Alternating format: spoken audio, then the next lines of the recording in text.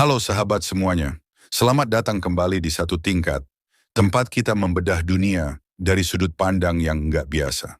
Pernah nggak sih kalian membayangkan, di balik senyum diplomasi yang manis, ada sebuah strategi rahasia yang bisa mengguncang fondasi ekonomi dunia?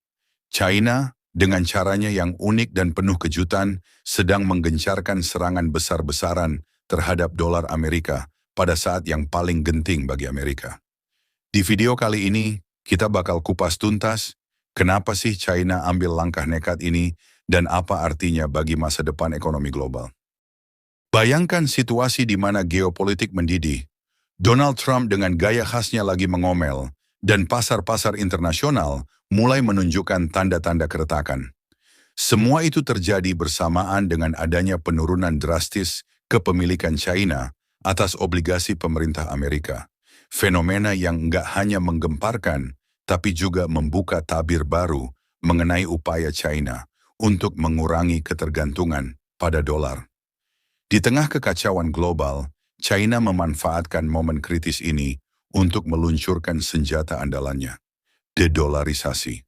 Dalam satu langkah strategis, China mulai mengurangi eksposurnya terhadap utang Amerika yang sudah membengkak, sembari menambah cadangan emas sebagai aset yang jauh lebih stabil.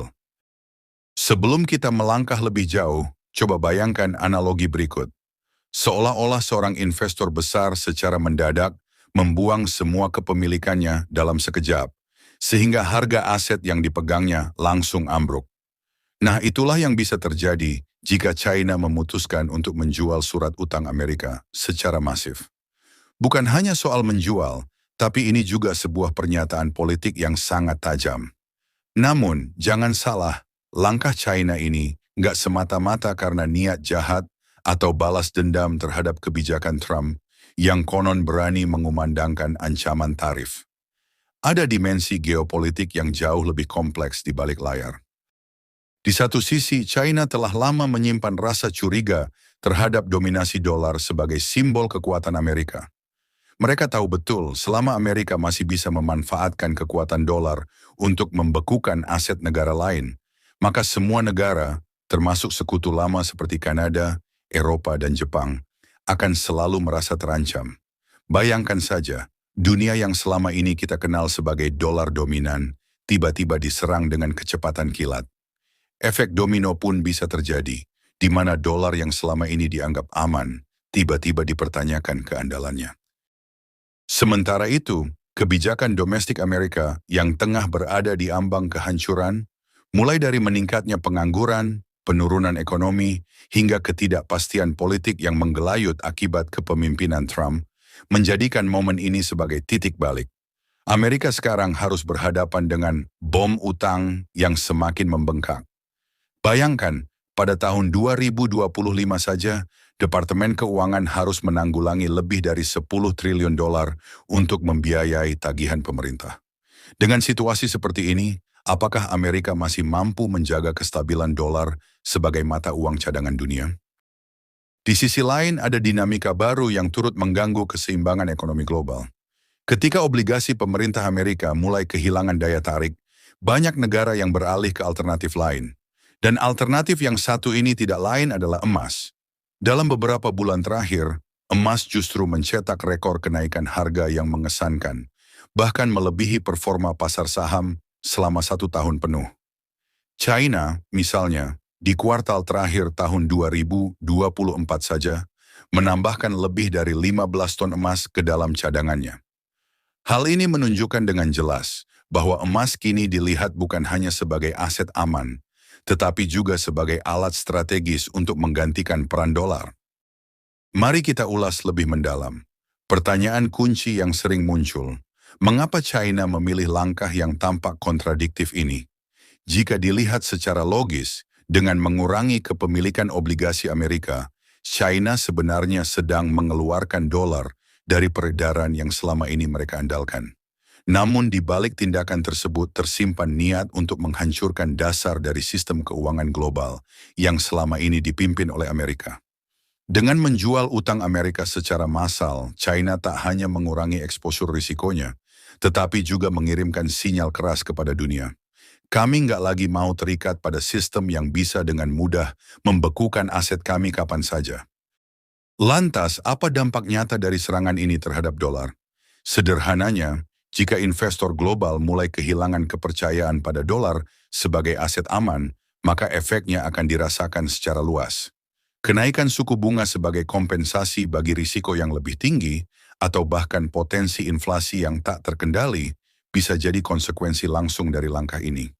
Bagi negara-negara yang bergantung pada cadangan dolar, seperti banyak negara Eropa, situasi ini menjadi momok yang menakutkan. Bayangkan saja, di saat mereka sudah menghadapi kerugian historis, seperti yang dialami oleh ECB, mereka juga harus berhadapan dengan kemungkinan gagal bayar utang Amerika.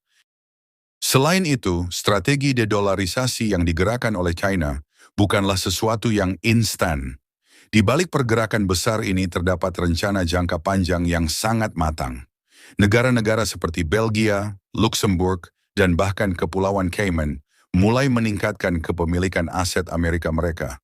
Hal ini seolah mengindikasikan bahwa dalam bayangan China, meski mereka mengurangi keterlibatannya langsung dengan Amerika, mereka tetap berupaya menjaga hubungan ekonomi melalui saluran lain yang lebih tersembunyi. Sungguh kompleks, bukan? Di satu sisi mereka menyingkirkan utang, sementara di sisi lain mereka tetap menjaga dolar agar tetap beredar melalui perantara negara lain. Tidak hanya itu, kita juga harus mengingat peran para bank sentral yang turut memainkan drama besar ini. Federal Reserve Amerika yang sedang menerapkan kebijakan pengetatan kuantitatif alias mengurangi aset utang menjadi salah satu faktor yang memperburuk situasi. Kebijakan ini, yang awalnya dirancang untuk menstabilkan ekonomi, justru membawa efek samping berupa penurunan minat investor terhadap surat utang negara.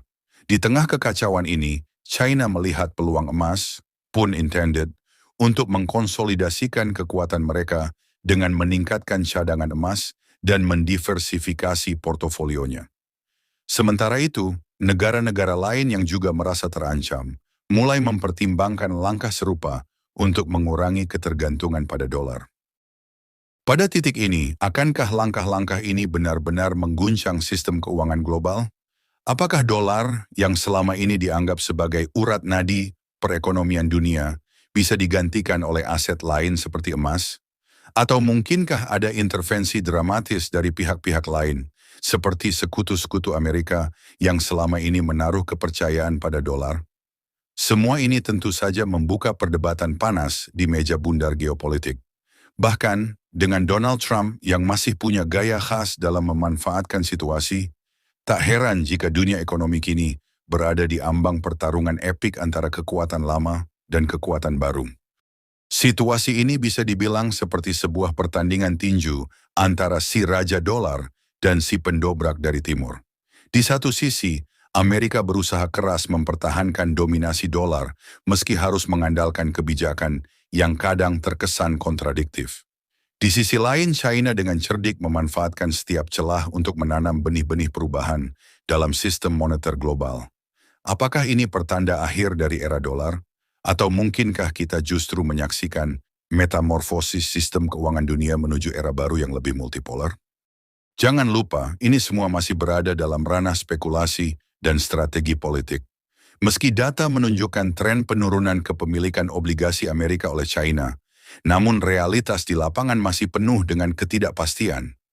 Dengan berbagai tekanan domestik di Amerika, seperti utang yang membengkak, penurunan pertumbuhan ekonomi, serta pergeseran kepercayaan global terhadap dolar, China melihat inilah saat yang tepat untuk memainkan kartu utamanya. Sebuah langkah yang penuh risiko, namun jika berhasil bisa jadi mengubah tatanan ekonomi dunia secara fundamental. Kita juga harus mengingat bahwa segala strategi memiliki dua sisi mata uang. Sementara China tampak optimis dengan peningkatan cadangan emas dan diversifikasi aset, ada kemungkinan bahwa langkah ini justru akan memicu reaksi berantai dari negara-negara lain yang merasa terancam. Eropa, Kanada, bahkan Jepang mungkin akan ikut mempertimbangkan untuk mengurangi ketergantungan pada dolar. Dengan begitu, konflik ini bisa meluas menjadi sebuah pertempuran global yang bukan hanya soal ekonomi, tetapi juga soal kekuasaan dan pengaruh politik. Jadi gimana menurut kalian? Siapakah pemenang sebenarnya dalam permainan geopolitik yang kompleks ini? Apakah Amerika masih mampu mempertahankan posisi dominannya? Atau mungkinkah kita akan menyaksikan era baru di mana dolar bukan lagi raja yang tak tergoyahkan? Silakan berikan pendapat kalian di kolom komentar. Jangan lupa like jika kalian menikmati video ini dan subscribe untuk mendapatkan info menarik seputar ekonomi, geopolitik, dan topik-topik seru lainnya yang bisa bikin otak kalian berpikir. Sampai jumpa di video berikutnya. Salam satu tingkat.